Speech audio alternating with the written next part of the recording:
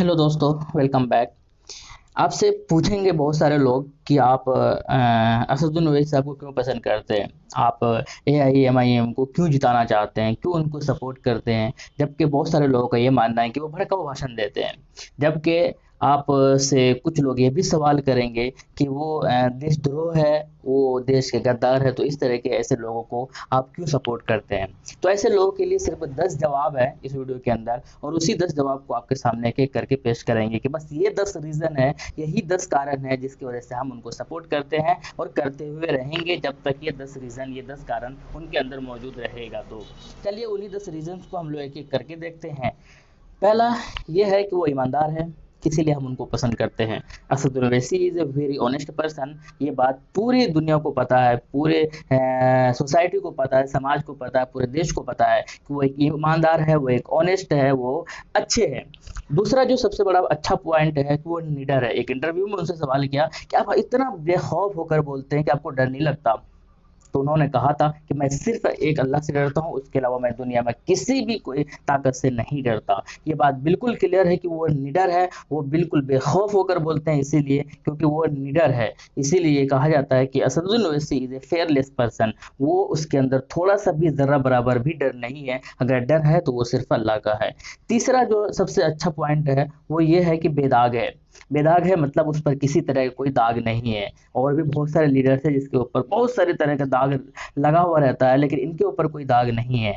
Asaduddin Owaisi is a एक ऐसा इंसान है जिसके ऊपर कोई दाग नहीं है, वो बिल्कुल बेदाग है, बिल्कुल सफेद कपड़ों की तरह है, बिल्कुल साफ और क्लियर है, उनके ऊपर कोई दाग नहीं है। चौथा ये है कि वो साफ बोलने वाला है। वो ऐसा नहीं है कि डिप्लोमेटिक बातें करता हो, वो ऐसा नहीं है कि गोलमोल बातें करता हो कि आप भी खुश रहें, आप भी खुश रहें। वो बिल्कुल क्लियर वे में बातें करता है, वो बिल्कुल लॉजिक से बातें करते हैं, वो बिल्कुल प्रूफ के साथ बातें करते हैं। इसीलिए उनके बारे में कहा जाता है कि Asaduddin Owaisi is a talking always in clear way and logically. वो बिल्कुल हमेशा लॉजिक से और प्रूफ के साथ बातें करते हैं।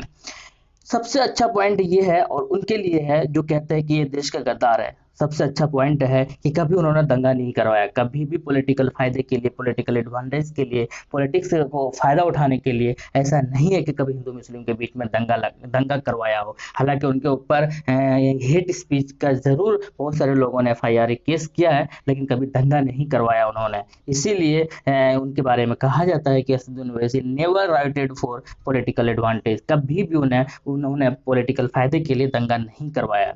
अगला जो पॉइंट है कि कभी बलात्कारियों और चोरों को टिकट नहीं दिया। ये सबसे अच्छा और बेस्ट एग्जाम्पल है वो लोग जो इनको ऊपर निशाना या टारगेट करते हैं कि कभी इन्होंने बलात्कारियों को या चोरों को या फिर जो गंदे लोग हैं उनको इन्होंने कभी टिकट नहीं दिया। हमेशा ये पढ़े लिखों पर भरोसा करते हैं, हमेशा ये जेंटलमैन पर भरोसा करते हैं। इसीलिए जितने लोगों को इन्होंने टिकट दिया हमेशा या तो वो एजुकेटेड होते हैं या फिर वो अच्छे इंसान होते हैं। इसीलिए इनके बारे में कहा जाता है कि Asaduddin Owaisi did not give a ticket to rapist and thieves. यानी कभी भी इन्होंने बलात्कारियों और चोरों को टिकट नहीं दिया। सबसे और अच्छा पॉइंट ये है कि हमारे लिए हक से लड़ना, हमारे हक के लिए लड़ने वाला है ये, और ये हमारे हक के लिए ही लड़ते हैं। दलितों को, मुसलमानों को जिस तरीके से हक दिलाने के लिए ये अपने बेबाकी से बातें करते हैं, बेबाकी से अपने पॉइंट्स रखते हैं, वो काबिल तारीफ है। इसीलिए इनका एक इंटरव्यू मैंने देखा था कि इन्होंने कहा था कि मेरा एक सपना है, और वो सपना ये है कि मैं इसीलिए पॉलिटिक्स में हूँ क्योंकि मैं चाहता हूँ कि भारत के अंदर गरीबों, दलितों और मुसलमानों और माइनॉरिटीज को हक मिले, क्योंकि इनके हक को जो है लोग बेफायदा, यानी कि इनके हक के लोग इस्तेमाल करते हैं और इनको हक नहीं दिला पाते हैं। इसीलिए इनके बारे में कहा जाता है कि हमारे लिए हमेशा ये फाउट, यानी कि हमेशा ये फाइट करते हैं। अगला पॉइंट है कि झूठ फरेब राजनीति नहीं करते। ये चाहते तो बहुत सारे ऐसे गोलमोल या झूठ वाले राजनीति करके बहुत ऊपर जा सकते थे, बहुत सारे लोगों से ये गठबंधन करके बहुत अलग तरीके से राजनीति कर सकते थे, लेकिन ये उन पर बिलीव नहीं करते। इनका परसों का इंटरव्यू अगर आपने देखा होगा तो इन्होंने एक क्लियर वे में कहा था कि मैं वैसी राजनीति नहीं करता जैसे बाकी लोग करते हैं, मैं सिंपल राजनीति करता हूँ, मैं सच्ची राजनीति करता हूँ, मैं हक की राजनीति करता हूँ। इनका ही खुद का स्टेटमेंट था। इसीलिए इनके बारे में कहा जाता है कि Asaduddin Owaisi does not do false politics. ये कभी भी गलत तरीके से राजनीति नहीं करते हैं। अगला ये सबसे पॉइंट है, सबसे बड़ा पॉइंट है, ये एक दशक से भी ज़्यादा खिदमत कर रहे हैं पॉलिटिक्स, 90s के टाइम से ही ये पॉलिटिक्स के अंदर में है। और ये आपको मैं बता दूं कि 2020 यानी कि 20 सालों से भी ज़्यादा ये पॉलिटिक्स के अंदर खिदमत कर रहे हैं, और कभी भी आज तक इनके ऊपर कोई भी एक स्कैम या कोई एक घोटाला इनके नाम का नहीं है। इससे मतलब कितना क्लियर इमेज है इनका कि कोई भी घोटाला के आसपास भी इनकी तस्वीर या इनका इमेज नहीं है। ये बात बिल्कुल बयां करता है कि इनके ये कितने सच्चे और कितना ईमानदार है, कि घोटाला और पैसे और दुनियावी चीज़ों से इनको ज़्यादा कुछ लेना देना है नहीं। ये हमेशा खिदमत की तरह सोचकर ही राजनीति करते हैं। अगला और सबसे आखिरी पॉइंट ये है कि गरीबों की मदद के लिए हमेशा तैयार रहते हैं।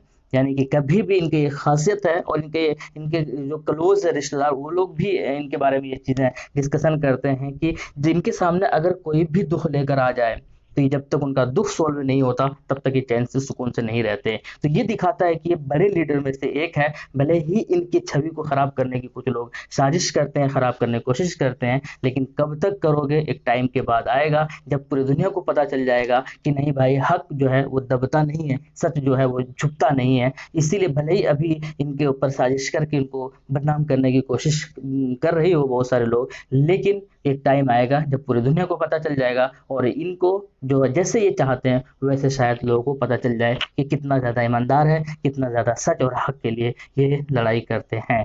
उम्मीद है आपको ये चीज़ें पसंद आई होगी। अगर पसंद आई तो वीडियो को लाइक कीजिएगा, चैनल को सब्सक्राइब कीजिएगा। मिलते हैं नेक्स्ट वीडियो में, तब तक के लिए thanks for watching and thanks for loving. Thank you. जय हिंद।